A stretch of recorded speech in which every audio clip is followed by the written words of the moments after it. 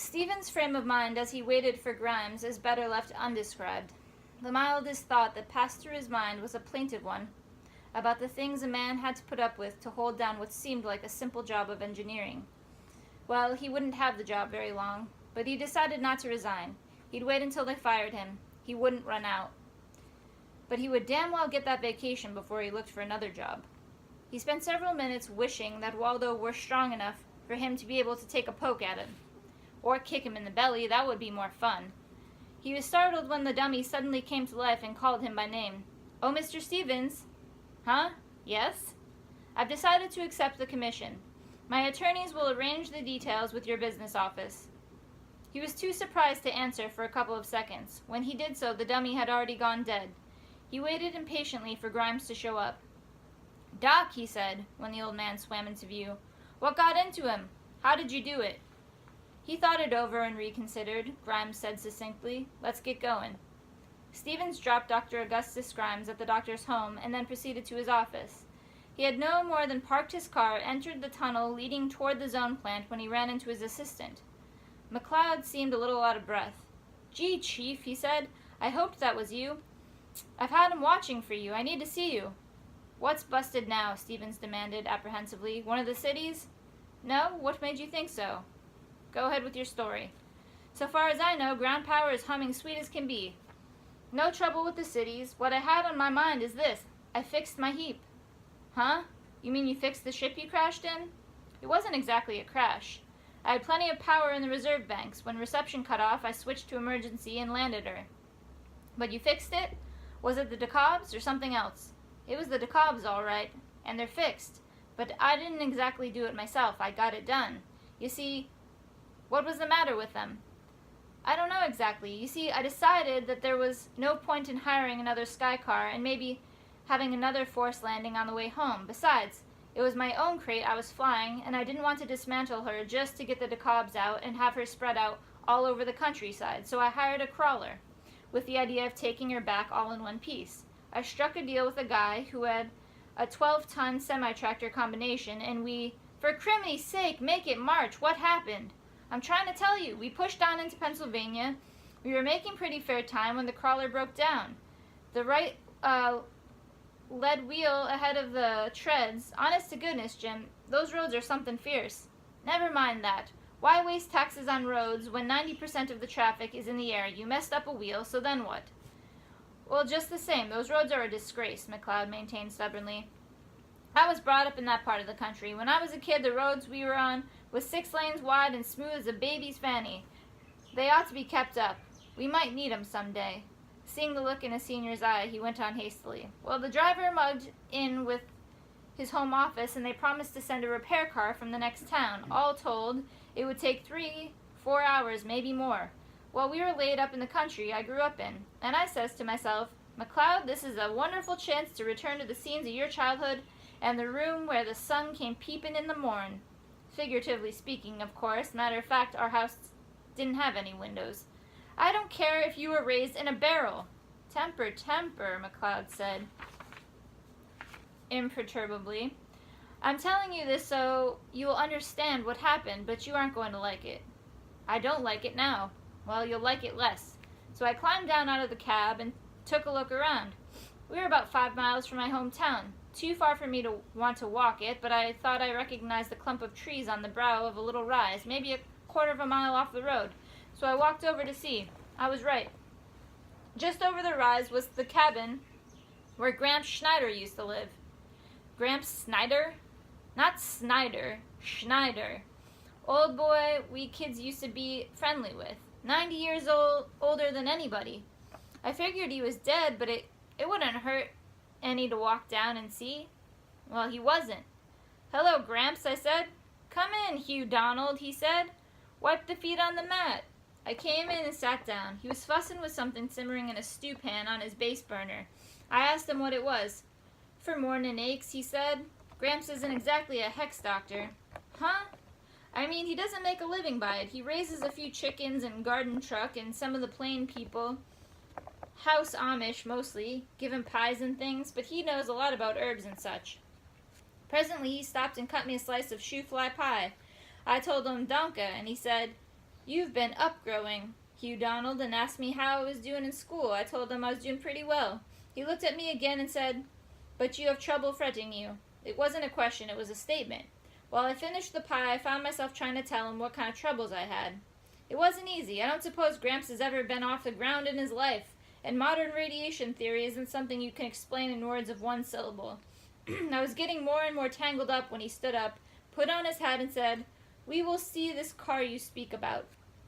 We walked over to the highway. The repair gang had arrived, but the crawler wasn't ready yet. I helped Gramps up onto the platform, and we got into my bus. I showed him the DeKalbs and tried to explain what they did, or rather, what they were supposed to do. Mind you, I was just killing time. He pointed to the sheaf of antennae and asked, "These fingers, they reach out for the power." It was as good an explanation as any, so I let it ride. He said, "I understand," and pulled a piece of chalk out of his trousers and began drawing lines on each antenna. From front to back, I walked up front to see how the repair crew was doing. After a bit, Gramps joined me. "Hugh Donald," he says, "the fingers. Now they will make." I didn't want to hurt his feelings, so I thanked him plenty. The crawler was ready to go. We said goodbye, and he walked back towards the shack. I went back to my car and took a look in, just in case. I didn't think he could hurt anything, but I wanted to make sure, just for the ducks of it. I tried out the receptors, and they worked. "What?" put in Stevens. "You don't mean to stand there and tell me an old witch doctor fixed your DeKalbs." "Not witch doctor, hex doctor, but you get the idea." Stevens shook his head. "It's simply a coincidence. Sometimes they come back into order as spontaneously as they go out." "That's what you think. Not this one. I've just been preparing you for the shock you're about to get. Now come take a look." "What do you mean? Where?" "In the inner hangar." While they walked to where McLeod had left his broomstick, he continued, "I wrote out a credit for the crawler pilot and flew back. I haven't spoken to anyone else about it. I've been biting my nails down to my elbows waiting for you to show up." The sky car seemed quite ordinary. Stevens examined the DeKalbs and saw some faint chalk marks on their metal sides. Nothing else unusual. "Watch while I cut in reception," McLeod told him. Stevens waited, heard the faint hum as the circuits became activized, and looked. The antennae of the DeKalbs, each a rigid pencil of metal, were bending, flexing, and writhing like a cluster of worms. They were reaching out, like fingers. Stevens remained squatting down by the DeKalbs, watching their outrageous motion. McLeod left the control saddle, came back, and joined him. "Well, Chief?" he demanded. "Tell me about it. What do you make of it? You got a cigarette?" "What are those things sticking out of your pocket?" "Oh, yeah, sure." Stevens took out one, lit it, and burned it halfway down, unevenly, with 2 long drags. "Go on," McLeod urged. "Give us a tell. What makes it do that?" "Well," Stevens said slowly, I can think of 3 things to do next." "Yeah?" "The first is to fire Dr. Rambo and give his job to Gramps Schneider." "That's a good idea in any case." "The second is to just wait here quietly until the boys with the straitjackets show up to take us home." "And what's the third?" "The third," Stevens said savagely, "is to take this damned heap out and sink it in the deepest part of the Atlantic Ocean and pretend like it never happened." A mechanic stuck his head in the door of the car. "Oh, Dr. Stevens? Get out of here." The head hastily withdrew. The voice picked up in aggrieved tones. "Message from the head office." Stevens got up, went to the operator's saddle, cleared the board, then assured himself that the antennae had ceased their disturbing movements. They had. In fact, they appeared so beautifully straight and rigid that he was again tempted to doubt the correctness of his own senses. He climbed out to the floor of the hangar, McLeod behind him. "Sorry to have blasted you, Whitey," he said to the workman in placating tones. "What is the message?" "Mr. Gleason would like for you to come into his office as soon as you can." "I will at once. And, Whitey, I've got a job for you." "Yeah?" "This heap here, seal up its doors and don't let anybody monkey with it. Then have it dragged. Dragged, mind you. Don't try to start it. Have it dragged over into the main lab." "Okay." Stephen started away. McLeod stopped him. "What do I go home in?" "Oh, yes, it's your personal property, isn't it? Well, tell you what, Mac. That company needs it. Make out a purchase order and I'll sign it." "Well, now, I don't rightly know as I want to sell it. It might be the only job in the country working properly before long." "Don't be silly. If the others play out..." It won't do you any good to have the only one in working order. Power will be shut down. I suppose there's that, McLeod conceded. Still, he said, brightening visibly, a crate like that with its special talents ought to be worth a good deal more than list. You couldn't just go out and buy one. Mac, said Stevens, you've got avarice in your heart and thievery in your fingertips. How much do you want for it? Suppose we say twice the list price, new. That's letting you off easy. I happen to know you bought that job at a discount, but go ahead. Either the company can stand it, or it won't make much difference in the bankruptcy. Gleason looked up at as Stevens came in. Oh, there you are, Jim. You seem to have pulled a miracle with our friend Waldo the Great. Nice work. How much did he stick us for? Just his usual contract. Of course, his usual contract is a bit like robbery with violence, but it will be worth it if he's successful. And it's on a straight contingent basis. He must feel pretty sure of himself. They say he's never lost a contingent fee in his life. Tell me, what is he like? Did you really get into his house?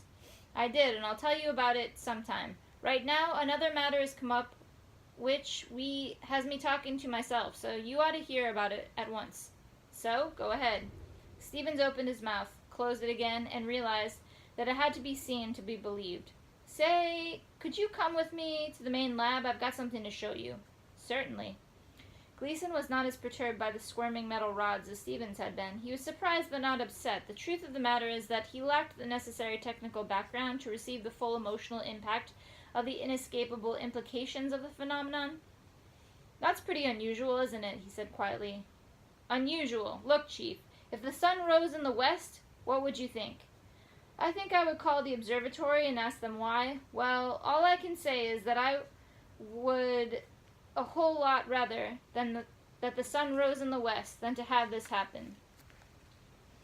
I admit it is pretty disconcerting, Gleason agreed. I can't say that I've ever seen anything like it. What is Dr. Rambeau's opinion? He hasn't seen it. Then perhaps we'd better send for him. He may not have gone home for the night as yet. Why not show it to Waldo instead? We will, but Dr. Rambeau is entitled to see it first. After all, it's his bailiwick. And I'm afraid the poor fellow's nose is pretty well out of joint as it is. I don't want to go over his head. Stevens felt a sudden flood of intuition. Just a second, Chief, you're right. But if it's all the same to you, I would rather that you showed it to him than for me to do it. Why so, Jimmy? You can explain it to him. I can't explain a damn thing to him I haven't already told you, and for the next few hours I'm going to be very, very busy indeed. Gleason looked him over, shrugged his shoulders, and said mildly, Very well, Jim, if you prefer it that way. Waldo was quite busy, and therefore happy. He would never have admitted, he did not even admit to himself, that there was certain drawbacks to his self-imposed withdrawal from the world, and the chief among them was boredom. He had never had much opportunity to enjoy the time-consuming delights of social intercourse. He honestly believed that the smooth apes had nothing to offer him in the way of championship. Nevertheless, the pleasure of this solitary intellectual life can pall. He repeatedly urged Uncle Gus to make his permanent home in Freehold, but he told himself that it was a desire to take care of the old man which motivated him. True, he enjoyed arguing with Grimes, but he was not aware how much those arguments meant to him. The truth of the matter was that Grimes was the only one of the human race who treated him entirely as another human and an equal, and Waldo wallowed in it, completely unconscious that the pleasure he felt in the old man's company was the commonest and most precious of all human pleasures. But at present he was happy in the only way he knew how to be happy, working. There are two problems, that of Stevens and that of Grimes, required a single solution which would satisfy each of them. There were 3 stages to each problem. First, to satisfy himself that the problems really did exist, that the situations were in fact as they had been reported to him verbally, and second, to undertake such research as the preliminary data suggested, and third, when he felt that his data was complete, to invent a solution. Invent, not find. Dr. Rambeau might have said find or search for. To Rambeau, the universe was inexorably ordered cosmos, ruled by unvarying law. To Waldo, the universe was the enemy, which he strove to force to submit to his will. They might have been speaking of the same thing, but their approaches were different. There was much to be done. Stevens had supplied him with a mass of data, both on the theoretical nature of the radiated power system and the DeKalb receptors, which were the keystone of the system, and also on the various cases of erratic performance of which they had lately been guilty. Waldo had not given serious attention to power radiation up to this time, simply because he had not needed to. He had found it interesting but comparatively simple. Several improvements suggested themselves to his mind. That standing wave, for example, which was the main factor in the coaxial beam, the efficiency of reception could be increased considerably by sending a message back over it, which would automatically correct the aiming of the beam. Power delivery to moving vehicles could be nearly as efficient as the power reception to stationary receivers. Not that such an idea was important at present. Later, when he had solved the problem at hand, he intended to make Napa pay through the nose for the idea. Or perhaps it would be more amusing to compete with them. He wondered when their basic patents ran out. Must look that up. Despite inefficiencies, the DeKalb receptors should work every time, all the time, without failure. He went happily about finding out why they did not. He had suspected some obvious to him, defect in manufacture, but the inoperative DeKalbs which Stevens had delivered to him refused to give up their secret. He x-rayed them, measured them with micrometer and interferometer, subjected them to all the usual tests, and some that were quite unusual and peculiarly Waldo-ish. They would not perform. He built a DeKalb in his shop, using one of the inoperative ones as a model, and using the reworked metal of another one of the same design, also inoperative, as the raw material.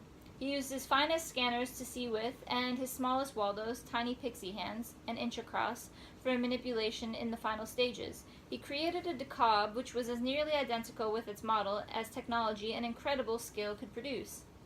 It worked beautifully. Its elder twin still refused to work. He was not discouraged by this. On the contrary, he was elated. He had proved with certainty that the failure of the DeKalbs was not a failure of workmanship, but a basic failure in theory. The problem was real. Stevens had reported to him the scandalous performance of the DeKalbs in McLeod's Sky Car, but he had not yet given his attention to the matter. Presently, in proper order, when he got around to it, he would look into the matter. In the meantime, he tabled it. The smooth apes were a hysterical lot. There was presumably nothing to the story. Writhing like Medusa's locks indeed. He gave fully half of his time to Grimes' problem. He was forced to admit that the biological sciences, if you could call them science, were more fascinating than he had thought. He had shunned them, more or less. The failure of expensive experts to do anything for his condition when he was a child had made him contemptuous of such studies. Old wives, nostrums, dressed up in fancy terminology. Grimes he liked and even respected, but Grimes was a special case. Grimes' data had convinced Waldo that the old man had a case. Why, this was serious. The figures were incomplete, but nevertheless convincing. The curve of the third decrement, extrapolated not too unreasonably, indicated that in 20 years there would be not a man left with strength enough to work in heavy industries. Button pushing would be all they would be good for. It did not occur to him that all he was good for was button pushing. He regarded weakness in the smooth apes as an old-style farmer might regard weakness in a draft animal. The farmer did not expect to pull the plow. That was the horse's job. Grimes' medical colleagues must be utter fools. Nevertheless, he sent for the best physiologists, neurologists, brain surgeons, and anatomists he could locate, ordering them at as one might order goods from a catalog. He must understand this matter. He was considerably annoyed when he found that he could not make arrangements by any means to perform vivisection on human beings. He was convinced by this time that the damage done by ultra-short-wave radiation was damage to the neurological system, and that the whole matter should be treated from the standpoint of electromagnetic theory. He wanted to perform certain delicate manipulations in which human beings would be hooked up directly to apparatus of his own design to find out in that manner nerve impulses, how they differed from electric current. He felt that if he could disconnect portions of a man's nervous system, replace it in part with electrical hookups, and examine the whole matter in situ, he might make illuminating discoveries. True, the man might not be much use to him afterward. But the authorities were stuffy about this. He was forced to content himself with cadavers and with animals. Nevertheless, he made progress. Extreme shortwave radiation had a definite effect on the nervous system. A double effect. It produced ghost pulsations in the neurons, insufficient to accomplish muscular motor response, but he suspected strong enough to keep the body in a continual state of inhibited nervous excitation. And secondly, a living specimen which had been subjected to this process for any length of time showed a definite, small but measurable, lowering in the efficiency of its neural impulses. If it had been an electrical circuit, he would have described the second effect as a decrease in insulating efficiency. The sum of these two effects on the subject individual was a condition of mild tiredness, somewhat similar to the malaise of the early stages of pulmonary tuberculosis. The victim did not feel sick, he simply lacked pep. Strenuous bodily activity was not impossible, it was simply distasteful. It required too much effort and too much willpower.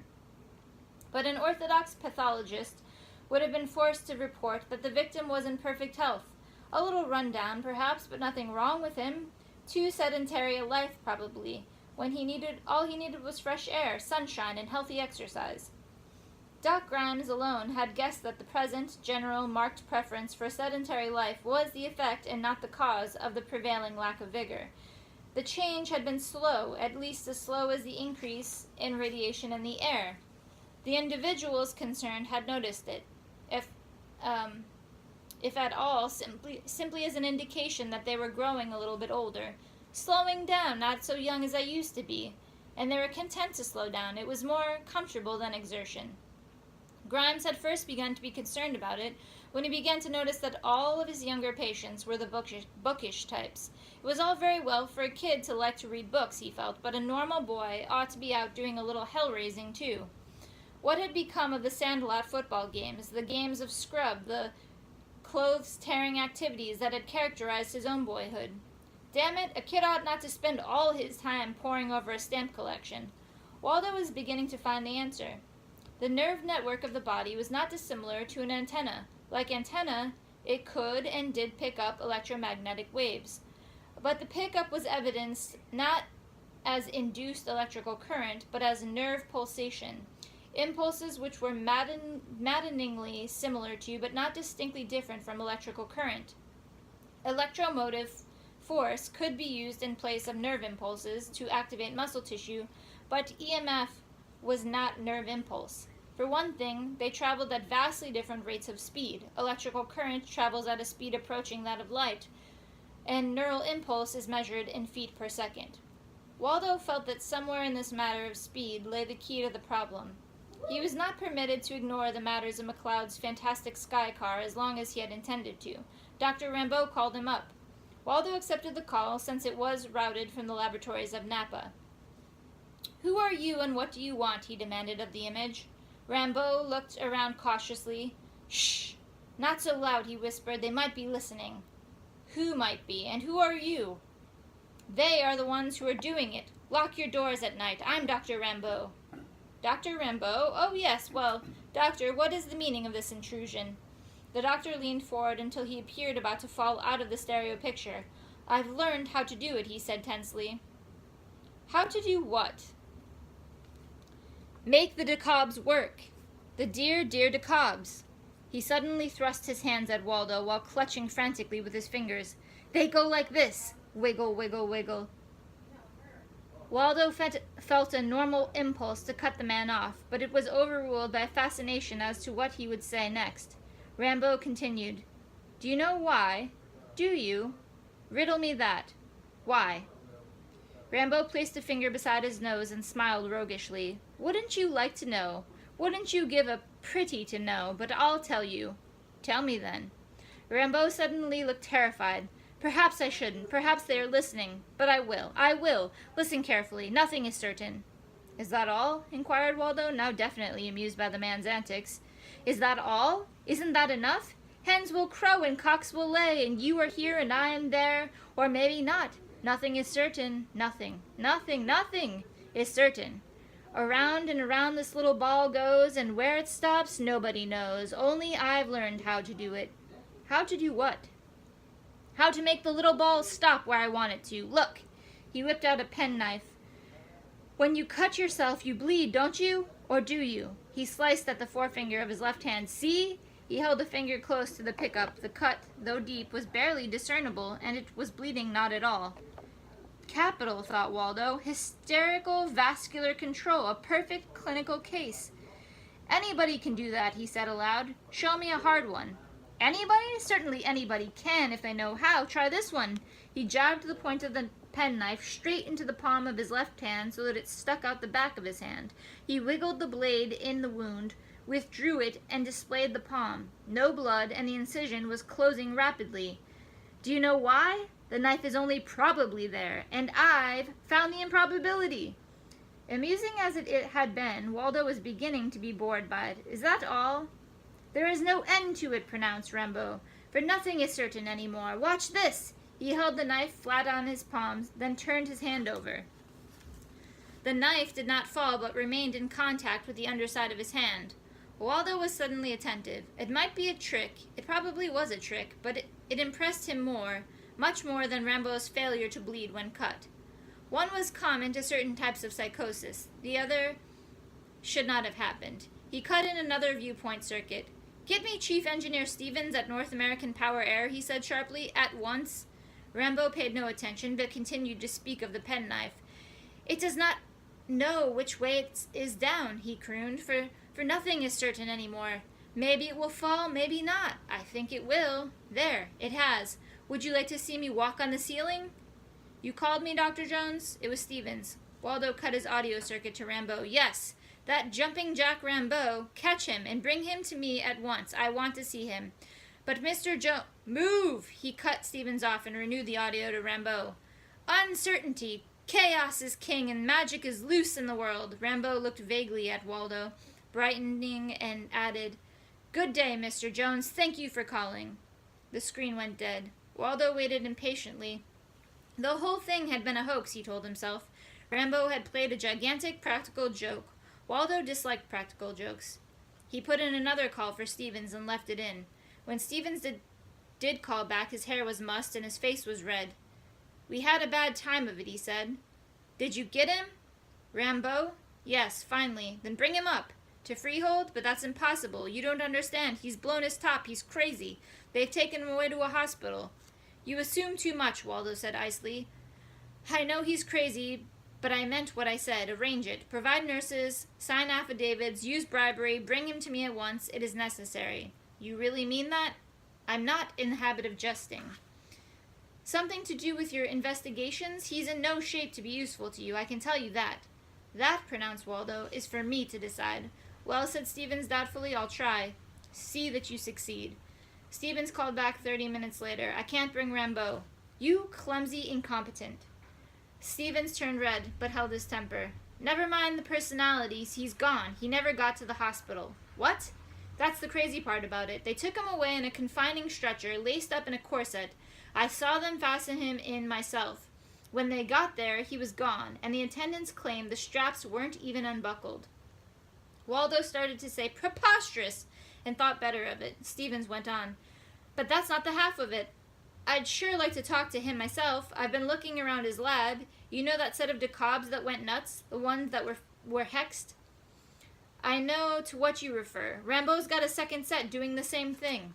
Waldo remained silent for several seconds and then said quietly, Dr. Stevens? Yes? I want to thank you for your efforts, and will you please have both sets of receptors, the two sets that are misbehaving, sent to Freehold at once. There was no doubt about it. Once he had seen them with his own eyes, watched the inexplicable squirming of the antenna, applied such tests as suggested themselves to his mind, Waldo was forced to conclude that he was faced with new phenomena for which he did not know the rules, if there were rules. For he was honest with himself. If he saw what he thought he saw, then rules were being broken by the new phenomena, rules which he had considered valid, rules to which he had never previously encountered exceptions. He admitted to himself that the original failures of the DeKalbs should have been considered just as overwhelmingly upsetting to a physical law as the unique behavior of these two. The difference lay in that one alien phenomena was spectacular and the other was not.